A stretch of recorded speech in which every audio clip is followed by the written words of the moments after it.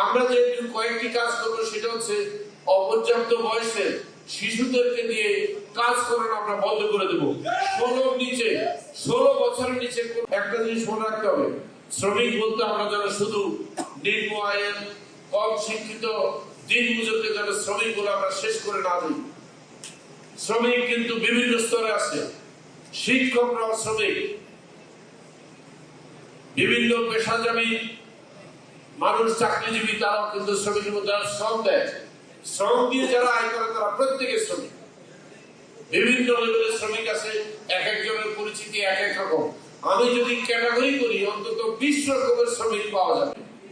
আমরা যে কয়েকটি কাজ করবো সেটা হচ্ছে অপর্যাপ্ত বয়সে শিশুদেরকে দিয়ে কাজ করানো আমরা বন্ধ করে দেবো। 16 বছরের নিচে কোনো পথ শিশু, কোনো বাচ্চা শিশু যেন কখনো কলকারখানায় কাজ করতে না চায়, সে যেন শিক্ষা আগে শেষ করে।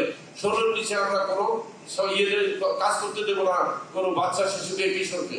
এটা একটা অপরাধ, এটা শিশু অপরাধ। এবং যারা গৃহকর্মী থাকবে তাদের জন্য আমরা একটা ন্যূনতম স্কেল তৈরি করে দেবো যে এর নিচে বেতন দেওয়া যাবে না। এটা নিয়ে অলরেডি আমি কাজ করতেছি। আমি একটা ফাউন্ডেশন তৈরি করেছি আজ থেকে 5-7 বছর আগে, যখন আমি জেলে ছিলাম তখনই তৈরি করেছি। সেই ফাউন্ডেশনের নাম হচ্ছে women foundation, women welfare foundation. সেখানে আমি ঘোষণা দিয়েছিলাম, সেখানে আমি বলেছিলাম যে আমাদের উদ্দেশ্য হবে অপরিণত বয়সে বিয়ে রোধ করা, কম বয়সী গৃহকর্মীদের অত্যাচার বন্ধ করা, তাদেরকে সুশিক্ষিত করে তাদের বয়স যখন পর্যাপ্ত হবে তখন তাদেরকে কাজ করতে দেওয়া এবং তাদের ন্যায্য বেতন যেন দেওয়ার ব্যবস্থা করা হয়।